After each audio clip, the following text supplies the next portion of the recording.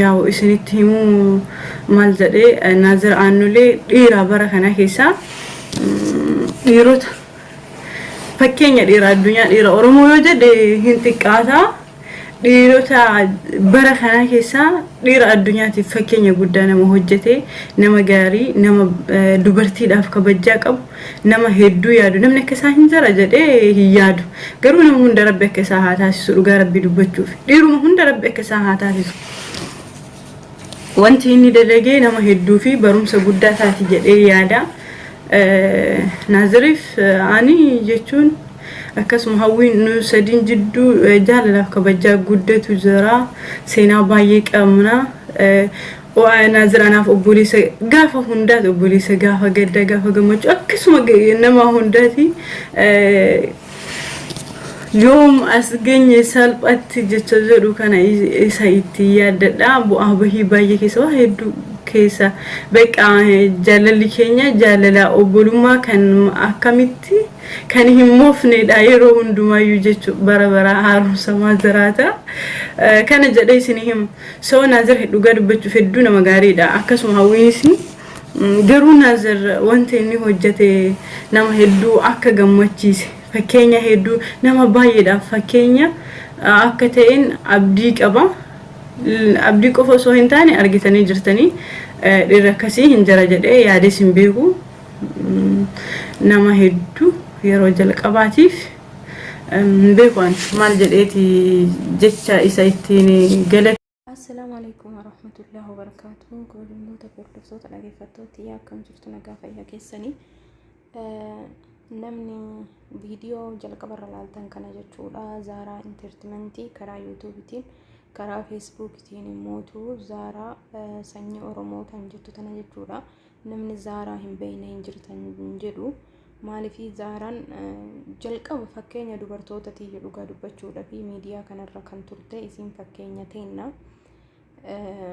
Zaaranii akkana jedhee isin himuu hin danda'u jechuudha. So namoonni beeytan inuma beeytanii namoonni hin beekneef immoo Zaaraan hedduu takka dhukkubsattee turte. Hedduu takka dhukkubsattee turte jechuudha dhugaa dubbachuu fi hanga ji'a 5 irraa kaasee hanga ilaa namatu mana fincaanitu nageessaa namatu uffata narraa jijjiiraatte dhiyoo sagalee isii yoo dhageettanii jechuudha. Gargaarsa ni barbaadaa jennee gaafatoo osoo hin ta'in waanuma dandeenyurraa waanuma qabnurraa waanuma humni keenya eeyyamerraa akka gargaaruun isin jala obboleewwan kiyya. Maaliif jennaanii nutis bor waan taanu hin beeknu jechuudha. Dhuma keenya maal akka taanu hin beeknu. Har'a fayyaa qabnaanii deemnaanii hojjanna. Garuu dhumti keenya maal akka ta'u hin beeknu. Isa fakkeessuu viidiyoo irratti dalaguu waan akkas akkasiisan osoo hin ta'in dhugaadhaan namni qarqaartan maa birrii takkallee maa birrii lamallee hin taane jechuudha. Akka qarqaartanii mucayyoo tanaa biyaansi waan biraa dadhabnu akka gara biyyaa galtu haadha fi abbaa isii biratti irra caaltuun tarabbiitii rabbiin fayyaa guutuu isii haa deebisuu fi wallaan hedduu takka rifadha jechuudha. Viidiyoo gadi lakkifame san yoon argu yeroo duraaniitiif waliin haasa'aa turre. Kanaafuu waan baay'ee haasa'uun bu'aa hin qabu waan ta'eef namoonni isii qarqaaruu barbaadan namoonni biyya jirtan keessattuu namni Kuweetiin jirtan isii birallee qaaman dhaquu ni dandeessu. Ammallee namoonni dhugaadhaan jechuudha obbolummaan Oromummaan isii qarqaaruu feetanii dhaxxanii karaa meseenjaraatiin dubbisuu ni dandeessanii jechuudha. Dura maaliif bilbila noormaan iyyuu hin kaastu jechuudha. Qaxxitaa gizeen bilbiluu fi nama baay'eellee gaafadheen ture nama isitti kalaa'u kan akka Hawwiitii fi Nasrii jechuudha. Namoonni hedduun gara isiin deemtayyuu hin beekne ture jechuudha. Maaliif dhibee waan itti hammaatteef jecha bilbila fuutee namatti haasa'u waan akkasii hin dandeenye. Anillee duraan Zaaraa hin beeku jechuudha. Sooshaal miidiyaa kanarratti yeroo wayii wal barre dhugaa nama jechuun nama baqqaa safuu isii eeggattu nama jabduu nama cimtuu nama gorsituu namni yoo gorse immoo namarraa dhageettu wallaahi hedduu takkannae jechuudha. Kaleessa ganama viidiyoo san wagguun argu wallaahi mataa kanannaan zoore jechuudha. Maaliif edaa namni akkanallee ta'uun ni jira. Viidiyoon sun ka'eefiin kaane isaan beeku'anii hedduu takka nama naasisa jechuudha. Dhugaa rabbii dhumti keenya maal akka taanu hin beeknu. Waanuma dandeettanirraa waanuma qabdanirraa gargaaranii biyaansi ammayyuu hagan muluu dhukkubsattee jechuudha. Zaaraan dhugaa rabbii ofirra dhaabbatti jechuudha. Bakka akka nama kadhatu waan akkasiisaniin hawwitu isinii galee maaliif isiin namaaf sagalee taate qarqaarsa namaatu lallabaa ture. Bakka nama gaafatu waan akkanaa naaf godhaa jechuun hedduu takka itti ulfaataa isiniif gala jedhee yaada. Nama rakkatee arge malee namni hin galuuf jechuudha jecha amma isiniin jedhaa jiru kana. Daarektii isii gaafatu Zaaraa maal barbaadda, Zaaraa maal si goonu osoo hin ta'in wal uumatii akkas nama 5 nama 6 walirra buusatii maallaqa karaa ta'een karaa Itoophiyaatiin inni mijeessina jedhaa jiranii yookiin karaa Kuweetiin karuma mijaa'in bicha akka maallaqa hawwalluuf hadaraan isiniin jedha. Waanuma qabdanirraa waanuma dandeettanirraa jechuudha. Tokkoffaa mucattiin tun kushee biyya Arabaa jirti, mana namaa dhaabattee hojjetaa turte ni beeytanii. Namni tokko guyyaa 2 fi guyyaa 3 hojii yoo dhaabe maal akka ta'u ni beeytan jechuudha. Biyya Arabaa kana keessatti mana kiraattu jira, nyaata jira, dhugaati jira. Mucattiin tun waggaa tokkoof jechuudha kan miidiyaa kanarraa badde akkas ji'a 11 ji'a 10 akkas sanii ol jechuudha. Dhugaa dubbachuu kan argee hin beeku, isii waa poostii gootus argee hin beeku. Gizee wayii dhibee dhiigaa qabaa maal jettee dubbattee turte yoo kan yaadaattan ta'e jechuudha. Kanaafuu amma maal jechuun barbaada'anii haguma dandeenyeen haguma qabnu bira haa dhaabbannu isiniin jedha. Dhugaa rabbii nama akkanaa nama nuuf fakkeenya nuuf ta'u nama yoo dubbate dubbiin irraa bareedu, nama yoo dubbate dubbii beeku, yoo argitamee Zaaraa gandaan nama qoodduuf Zaaraa amantaa fi amantaa walitti buustu argitanii ni beektanii, Zaaraa nama arrabsitu argitanii ni beektanii.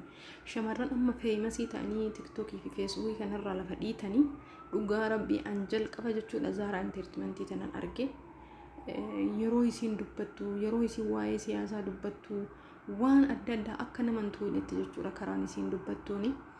Kanaafi namni tokko waan biraa yoo osoo hin ta'in waan nama ta'eef bichaayyuu waan dubartii Oromoo takka taateef yookiin waan nama ta'e bichaanuu gahaadhaan isiniin jedha. Kanaaf Oromoon saba bal'aadha, Oromoon garaan bal'aadha, gara laafessaa waan biraatirrattuu maallaqa keenya balleessaa jirra, waan biraatirrattuu akkuma taane ta'aa jirraa ni argitanii jechuudha. Kanaafi waanuma qabdaniini mucayyoo tana bira dhaabbadhaa hadaraa kan Oromummaa kan obbulummaa kan Islaamummaan isiniin jedha. Dhugaa rabbii akka gargaaru namoonni feemasii taatanii sagaleen keessan bakka guddaa gahuu danda'u waliif bittinsaa waliif sheer godha. Dhugaa rabbii hedduun natti dhagame jechuudha. Yoo yaadattaniitiin hin jettan gizee reediin akkasitti reediidhaaf fakkeenya taate yeroo san fakkeenya hedduu nuuf taate jechuudha. Garuu namoonni kaleessa isiin waa oolteef suni har'a isii bira hin jiranii. Namoonni an isii waliin beeku hiriyyaan isaan sirroo walitti dhiyaatan akka Nasrii fi Hawwiiti. Isaanii waan isii dubbatu dhaga'ee siin beeku. Namoonni waanuma tokkoon biizii ta'uu danda'anii meebii biizii ta'anii ta'uu danda'a, waa'ee isii hin hordofne ta'uu danda'a. Alaa kulli haal piliis Oromootiyyaa mucayyoo tana bira dhaabbadhaan isin jedha. Sagalee tiyya tana yoo dhageettan sheer godha nama hin dhageenyellee jechuudha. Namni immootu karaa kamiin argannaa jettanii karaa meseenjera isiitiin dhaqaatii barreessa fi argatuu ni dandeessanii waa hundaa isii gaafachuu hin dandeessanii jechuudha. Dhayxanii isii cinquu maaltu si dhukkubee akkamitti akkas taatee jechuu osoo hin ta'in waan dubbatamu bichaa dubbatuudha qabdu jechuudha. Ni beektanii nama dhukkubsate tokko dhaqanii cinquun dhukkuba lammataati. Gala jedhee yaada obboleewwan kiyya. Karaa biraatiin immoo TikTokii gubbarratti yookiin har'a galgala liivii ni seenanii karaa mucayyoo shaashee yookiin shaashee culullee kan jedhu jechuudha. Achiin koottatii mucayyoo sanillee dubbisaa Suudii keessa jirtu, warroota Suudii keessa jiranii fi warroota Kuweetii keessa jiranillee namni hin jira. Haaluma kanaan Zaaraa gaafattanii qaamaan dhayxanii karaa meseenjera isiitiin dubbiftanii itti haasa'uu ni dandeessanii jechuudha. Amma haga tokko isin jalaa dubbatti waan ta'eef kanaaf galatooma Oromootiyyaa wal jajjabeessaan isinin jedha. Galatooma.